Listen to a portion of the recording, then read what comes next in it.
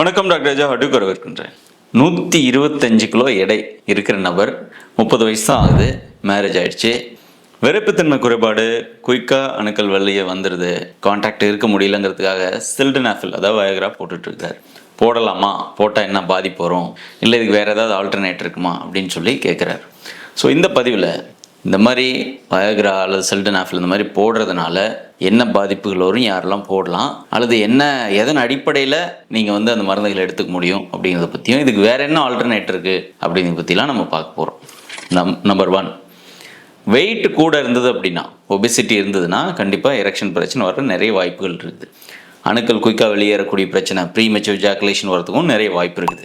முதல்ல இந்த மாதிரி எடை கூடுதலாக இருக்கிற நபர்கள் அல்லது ஹைப்பர் டென்ஷன் இருக்கிற நபர்கள், பிபிக்கு மாத்திரை போடுறவங்க, வயக்ரா மாதிரியான செக்ஷுவல் தூண்டிகளை செயற்கையாக நீங்கள் எடுத்தீங்க அப்படின்னா பால்பிட்டேஷன், இருதய படபட போகிறதுக்கு வாய்ப்பு இருக்குது.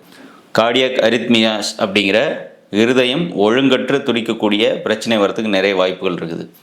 டோஸ் ரொம்ப அதிகமாக போகும் பொழுது ஹார்ட் அட்டாக் வரத்துக்கு கூட வாய்ப்பு இருக்குது. என்ன காரணம் அப்படின்னா, ஏற்கனவே எனக்கு பிபி இருக்குது, என் ஹார்ட்டு கஷ்டப்பட்டு தான் எனக்கு பம்ப் பண்ணிகிட்ருக்கு அப்படிங்கிறது தான் பிளட் ப்ரெஷர். ப்ளஸ் நான் மார்பிட் ஒபிசிட்டி, நான் 100 கிலோவுக்கு மேலே இருக்கிறேன் அப்படின்னா ஹார்ட் எல்லா விதத்துலேயும் ஏற்கனவே அது பம்பிங் மேக்ஸிமைஸ் பண்ணி தான் கொடுத்துட்ருக்கோம். இப்போ வயக்ரா மாதிரியான மருந்துகள் போட்டோம் அப்படின்னா, வயக்ராவோட வேலை என்னென்னா ஹார்ட்டை மேலும் பம்ப் பண்ண வச்சு ஆண்குறிக்கு நேரம் அதிகமான ரத்தத்தை செலுத்துறது தான் வயக்ராவோட வேலை.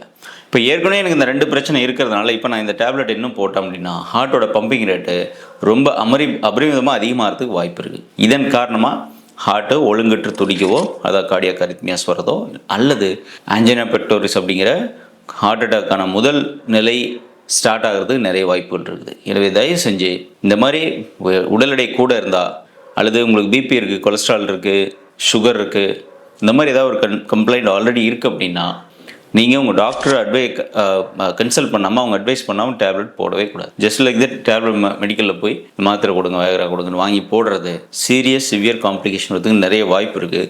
தயவு செஞ்சு யாரும் இதை பண்ணவே பண்ணாதீங்க. நிறைய பேர் இந்த மாதிரி காம்ப்ளிகேட் ஆகிருக்கிறாங்க. அன்னைக்கு தெரியாது, அன்னைக்கு ஒன்றும் கூட வந்திருக்காது, நெக்ஸ்ட் டே அவங்களோட ஹார்ட்டில் பிரச்சனை வந்திருக்கு. 2 days 3 days 1 week கழிச்சு கூட அப்போ போட்ட டேப்லெட்டோட எஃபெக்ட்னால, ஏன்னா ஹார்ட் மேனேஜ் பண்ண ட்ரை பண்ணும். ஏன்னா பிபி மாத்திரையும் நீங்கள் ஒரு பக்கம் போடுவீங்க, இப்போ மேனேஜ் பண்ண ட்ரை பண்ணி ஒரு கட்டத்தில் அது ஹார்ட் ப்ராப்ளமாக மாறத்துக்கு நிறைய வாய்ப்புகள் இருப்பதனால் மருத்துவரின் அட்வைஸ் இல்லாமல் நீங்கள் சில்டனாஃபில் போடவே கூடாது, வயக்ரா மாத்திரை போடவே கூடாது.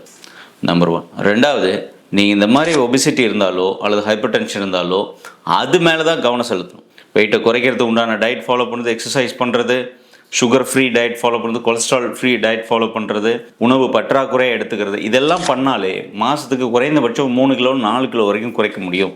ஸோ உடல் எடை அதிகரிக்க ஆண்குறிக்கு நேராக போகக்கூடிய ரத்த ஓட்டத்தின் அளவு கம்மியாகும். ஆண்குறிக்கு கிடைக்கக்கூடிய ஸ்டிமுலேஷன் ரொம்ப கம்மியாகும். நர்வஸ் ஸ்டிமுலேஷன், தூண்டுதல் ரொம்ப குறைவாக இருக்கும்.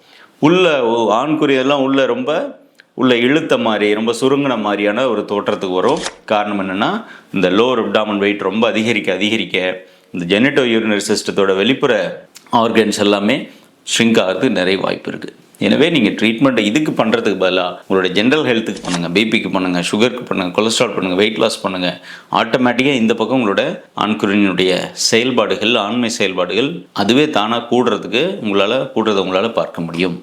இது கூட இயற்கையான மருந்துகள் அப்படின்னு போனோம் அப்படின்னா, நிறைய மார்க்கெட்டில் வரக்கூடிய ஏகப்பட்ட சித்த மருந்து, ஆயுர்வேத மருந்து, இதை சாப்பிட்டா இவ்வளோ நேரம் வரும், அதை சாப்பிட்டா அவ்வளோ நேரம் கிடைக்கும், உடனே எரெக்ஷன் வரும், ஒரே வாரத்தில் எரெக்ஷன் வரும் அப்படின்னு வரக்கூடிய அத்தனை ப்ராடக்ட்ஸுமே 99% ஃபேக்கான ப்ராடக்ட் தான். ஏன் அப்படின்னா, ஆயுர்வேத சித்த மருந்துகளில் எந்த ஒரு ஆண்மை ஊக்கி சிகிச்சைகளும் உடனே வேலை செய்யாது. குறைந்தபட்சம் ஒரு ப்ராப்பராக ஒரு டாக்டரை பார்த்து, ஒரு சித்த ஆயுர்வேத டாக்டரை பார்த்து ஒரு 3 முதல் 6 மாதம் தொடர் சிகிச்சை, ஆண்மை விருத்தி சிகிச்சை பண்ணிக்கிட்டா தான் கொஞ்சம் கொஞ்சமாக இம்ப்ரூவ்மெண்ட் தெரியும். அதுதான் முறையான ப்ராப்பரான சைடு எஃபெக்ட் எதுவும் இல்லாத ஒரு ஆண்மை விருத்தி சிகிச்சை அல்லது விரைப்புத்தன்மை சிகிச்சையாக இருக்க முடியுமே தவிர, ஒரே நாளில் மாற்றம் தெரியும் வர்றதெல்லாம் கலப்படம் இருக்கும். ஸோ முறையாக உங்கள் டாக்டரை பார்த்து, ஒரு நல்ல உங்கள் லோக்கலில் இருக்கிற ஒரு டாக்டரை பார்த்து, இந்த விளம்பரத்தில் வர ப்ராடக்ட்லாம் நம்பாமல் மருந்து வாங்கி பொறுமையாக ப்ராப்பராக ஆண்மை விருத்தி மருந்துகள் ஒரு பக்கம், பிபிக்கான மருந்துகள் ஏற்கனவே எங்கள் டாக்டர் கொடுத்தது ஒரு பக்கம், ப்ளஸ் வெயிட் லாஸ் பண்ணுறதுக்கு உண்டான டயட் எக்ஸசைஸ் ஒரு பக்கம் பண்ணிங்கன்னா கண்டிப்பாக உங்களுடைய தாம்பத்திய வாழ்க்கை சிறப்பாக அமையும், மேம்படுறது உங்களால் பார்க்க முடியும். இந்த அட்வைஸ் தான் நான் இந்த நபருக்கு பண்ணேன். இந்த 30 வயசு உள்ள நபர் ட்ரீட்மெண்ட்டில் இருக்கிறாரு, அவருக்கு அதுதான் இப்போ நடந்துகிட்ருக்குது. ஸோ நீங்களும் இந்த மாதிரி இஷ்யூஸில் இருந்தீங்க அப்படின்னா ஜஸ்ட் அப்படியே ஒரே பார்வையில் போய் ஒரு மருந்தை வாங்கி சாப்பிட்டு காம்ப்ளிகேட் பண்ணாமல் அதோட அசோசியேட்டட் ஃபேக்டர்ஸ், அது வர்றதுக்கு உண்டான காரணிகள் என்னன்னு பார்த்து அது மேலே கவனம் செலுத்துங்க. பக்க விளைவுகள் இல்லாமல் வைத்தியம் பண்ணிக்கோங்க. நன்றி, வணக்கம்.